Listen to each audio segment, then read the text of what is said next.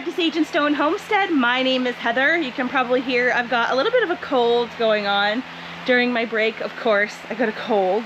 We are going to be working in the kitchen a little bit today, but I wanted to come out and show you some updates from the garden because things are happening out here. It's kind of funny, a lot of my peas got a little bit of a mildew and are dying back, but many of you who have been following the channel know that these peas just didn't ever set blossoms this year.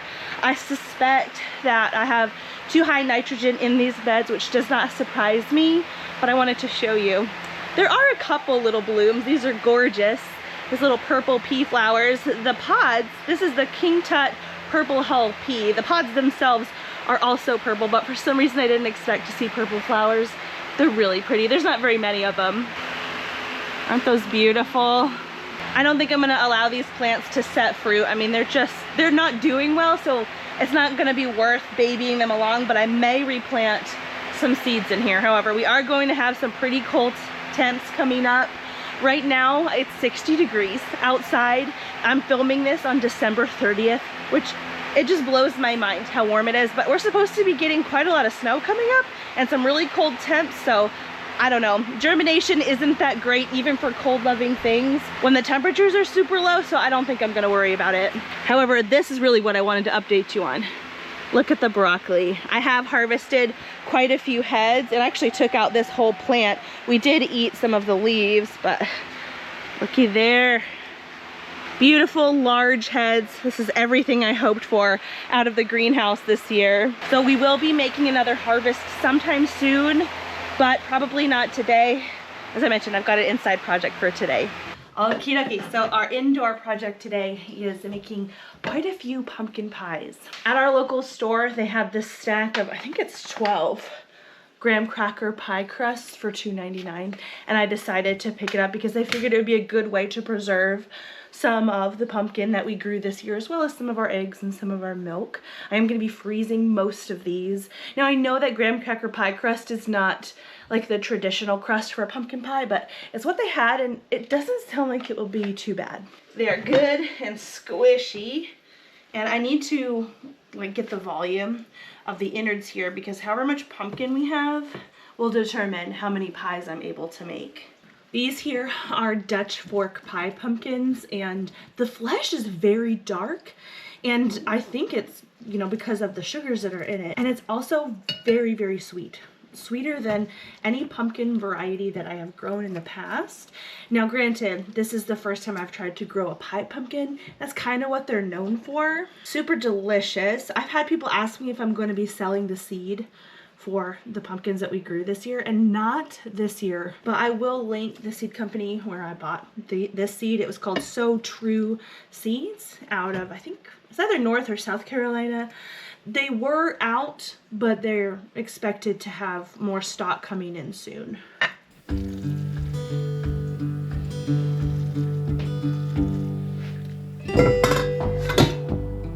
8 cups pumpkin so far.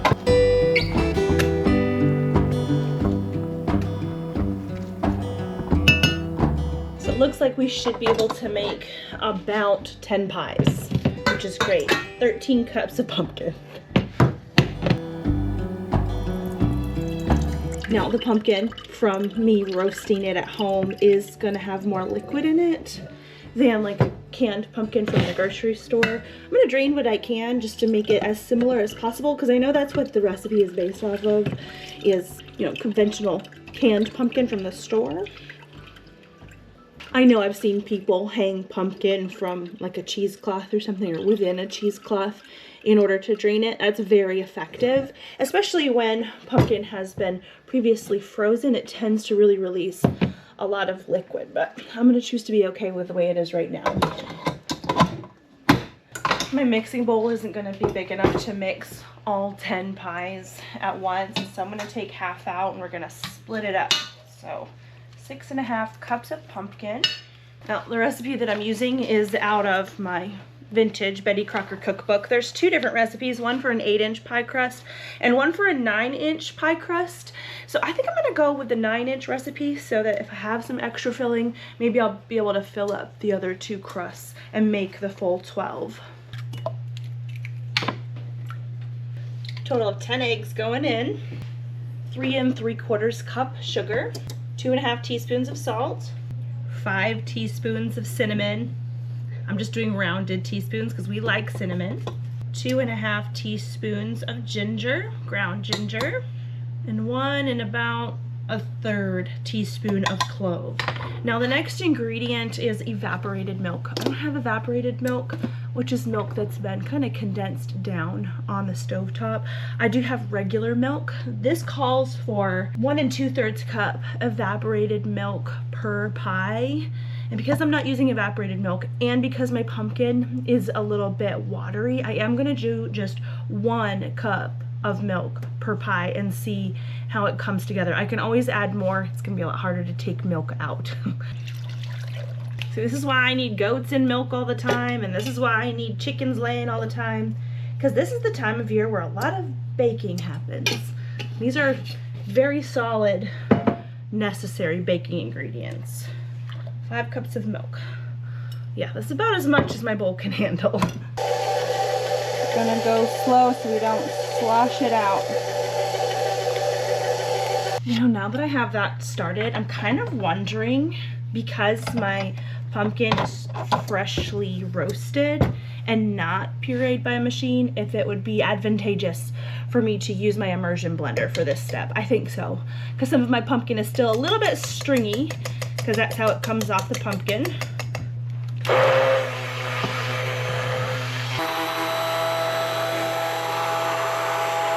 No, it's fine, I found it. I couldn't find the immersion blender thingy. I got it.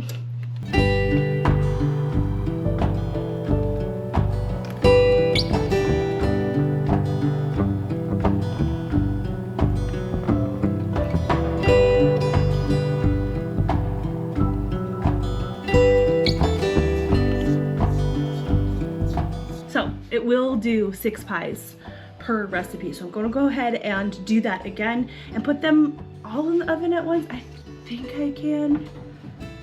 Yeah, I'm gonna try to do that. So I'll be right back.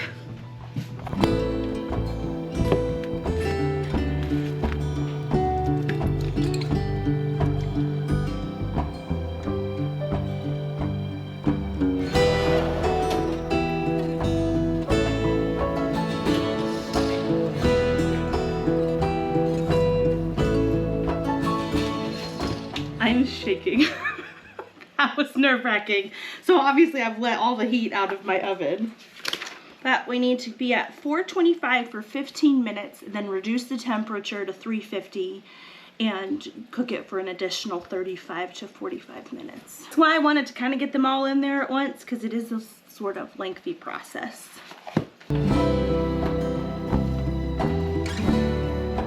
So I do have a convection setting on my oven, so I haven't switched around the pies in order to distribute the heat evenly, because it does a relatively okay job. I am kind of having to pull them out at different times, and some of them are getting a little bit darker than others on the edge. You see that? It's not exactly burnt, but it's not far off. Overall, it's going well, and I'm kind of glad that I'm babysitting these a little bit closely, because had I let these go the full time, we would have had some definitely burnt pies that we couldn't come back from, which would be really sad.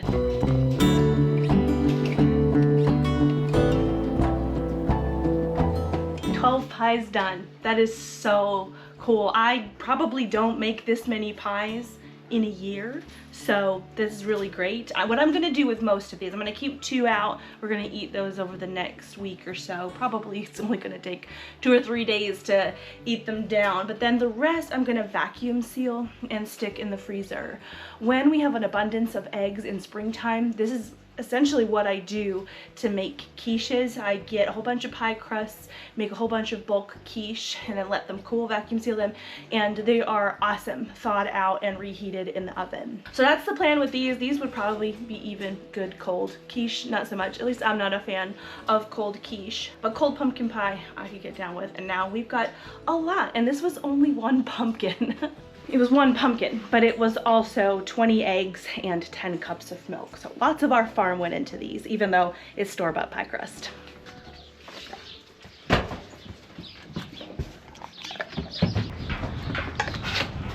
Good morning. So it's now Tuesday, And today we have a wind advisory, gusts up to 45 miles an hour, which is fun. Levi had intended to do some work on our barn extension today. You can probably notice a difference here. There's no longer a fence right here. We did get the garage door in yesterday and he may work on that today. I'll be sure to come out and show you a few clips of that, but I've got to harvest what I want for dinner because when it's crappy like this, I just like to hibernate inside. Aside from like the regular milking chores and things that I have to do. I also need to make sure this electric fence doesn't fall down. Oh, it looks good.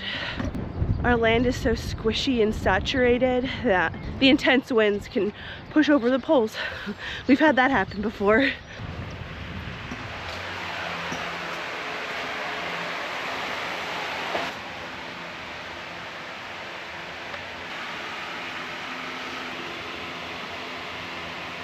Isn't that gorgeous?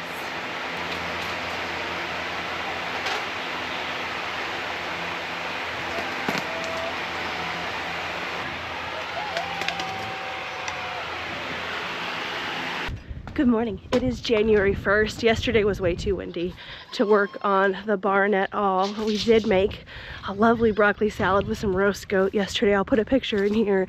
It was so good. But today's a new day. It's a new year. And we've got metal going on the barn.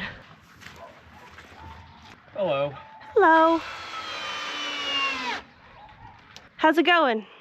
It's going great. My measurements were on point so far. Are you being sarcastic? No. Oh, good. It's hard to know sometimes. Yeah, I just had to cut down into the dirt just a little bit for the long ones. I noticed you had the shovel out, but thank goodness the ground is soggy. I never thought I'd say that. But yeah, the wind has slowed down and it's warming up, so. It is warming up. What is it gonna be, a balmy 40 today? Yeah. So it's only like a refrigerator outside.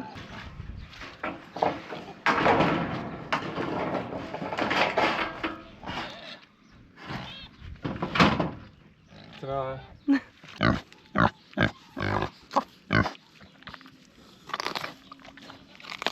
Nope.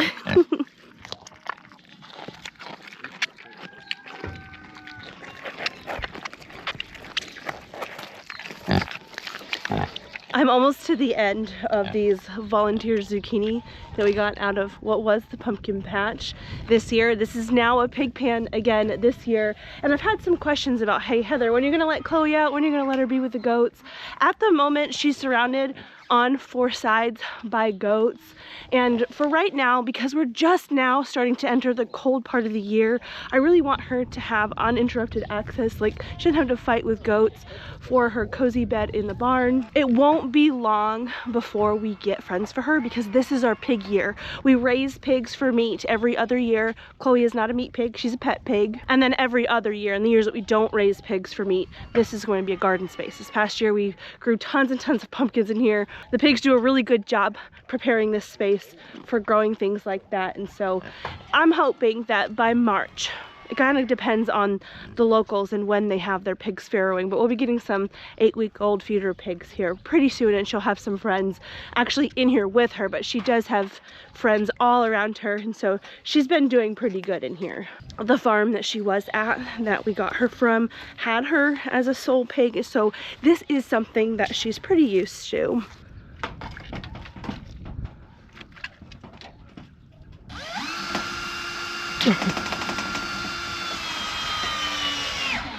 It looks prisony. It looks, what did you just say? It looks prisony. It looks prisony? That's depressing. Maybe it's just because it's so gloomy outside. Do prisons have large airy windows? Probably not. No, it doesn't look like a prison. It's because it looks like concrete because of the color? Probably. Yeah. He's on the phone right now, so if you see him talking to himself, he's actually talking to his brother through his earpiece. But he came inside earlier and asked me where the winds normally come from. And I've talked about this on the channel before, but that there is west. And that's where our worst winds, kind of driving rains, come from.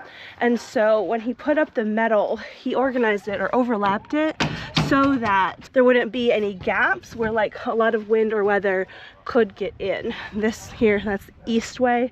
Very rarely do we get any bad winds coming from that direction. This here is the north wall, so there's never going to be any sun beaming down in here. It is going to allow for a good amount of light though, and that's good. I want the rabbits to have good access to light, but I don't necessarily want to turn this into a sauna. Good morning, girls. Are you all yelling at me for your breakfast? You ready for hay, Miss Wynn? It's definitely time for me to clean this area out again. They have been wasting less hay, but you know, there's always a measure of hay waste with goats. You guys ready to show them how that works?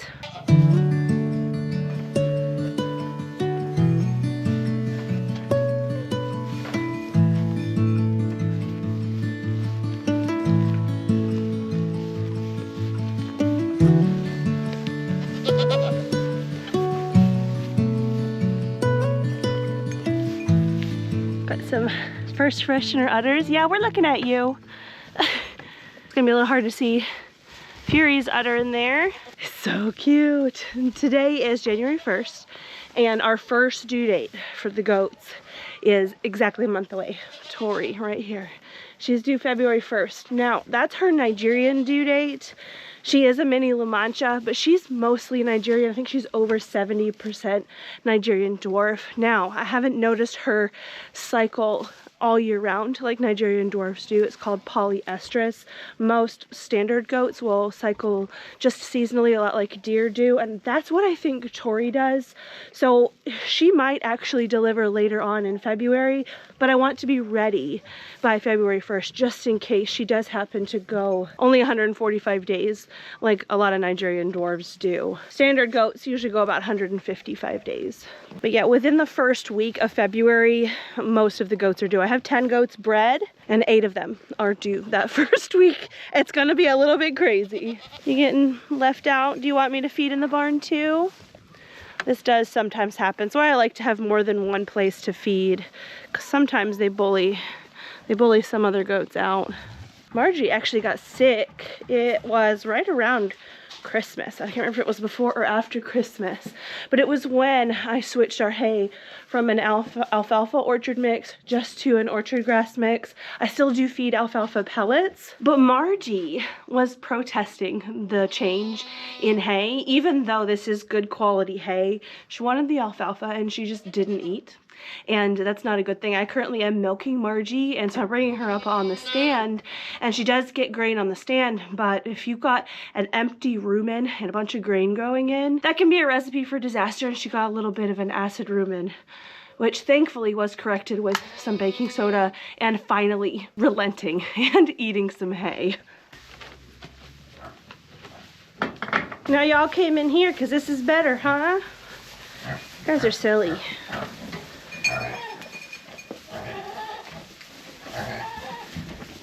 Our fall and winter thus far has been quite warm, and we are receiving what they're calling an Arctic blast, but everything that I've looked at as far as like the weather apps and things that predict for our specific area, it looks like what we're getting is just a normal January. We had a very abnormal November and December. It was very warm just the other day when we were in the greenhouse. It was 60 degrees. That was insane. So we're gonna be having, 20 degree nights, 30-ish degree days, maybe up to 40 degree days. That's very normal for us in January. Oh, that was Mochi. Well, he never comes to say hi. I guess he changed his mind and decided to eat some hay. See, now they're gonna let Margie in here. I don't know why they were bullying her outside, but that's fine. We are in peak hay feeding right now. I do have this area here that does have ryegrass. This is ryegrass here in this little part, and then there's a section over there that's ryegrass and a section out there that's ryegrass. But the days are shorter, it's a little cool. The grass isn't growing enough to where they're getting just a whole ton of like quality forage out of it. So we're feeding about 1.5 bales to 2 bales a day. It just kind of depends whether or not I need to feed the boys on any given day. But the girls, this girl barn gets about 1.5 bales every day, and they probably waste that 1/2 bale every day. You can kind of see the hill situation Well, I'm not sure if it's really gonna come across on camera, but this isn't really a bad thing. Our land is very squishy and very muddy, and so they've built up a dry place for them to hang out, and it's been good for their feet, good for their health. I do need to keep on top of it though, so we don't just, you know, fill the barn.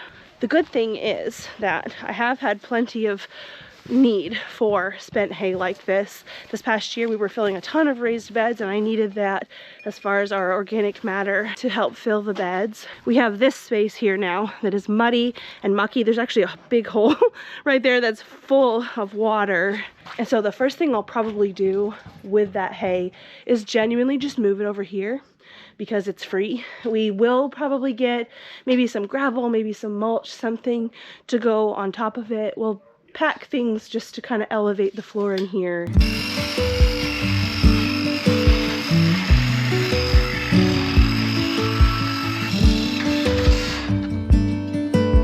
As much as I like my angle grinder, that is way nicer. That there was a Christmas present from a viewer. Thank you, Misty.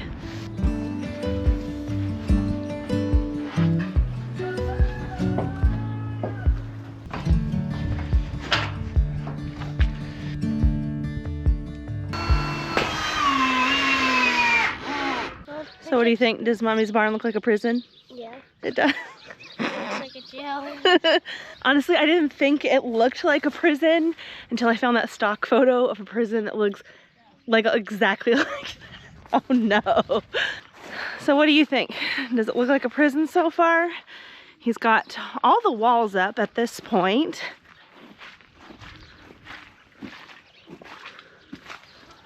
He's got to get one more part for the garage door. That's going to go up this weekend. In another week after that, the roof is going to go on, and then he will put the door in this wall here that's going to allow me to walk through into our new milking area. So let me know what you think. Does our new barn extension resemble a prison to you? In any case, we'll do something to jazz it up this spring in order to, you know, make it not look so prison-y. I've got some ideas. Really, the first thing that I thought when I saw these walls go up was, ooh, what can I plant in front of it? This is gonna be shaded most of the day. Right now it's about 10 a.m. Granted, it is winter and the sun is lower, but even when the sun is higher, there's very little sun that hits the north side of this barn. But we don't really have very many shady places to put things that are shade loving, so my brain is turning of all the things that I could plant here in like a raised bed. So if you have suggestions for that, I will gladly take them. I'm thinking about rhubarb at least, but I don't need a 28-foot row of rhubarb. If you've got ideas, let me know. Let me know if you think it looks like a prison. I'll see you guys again soon.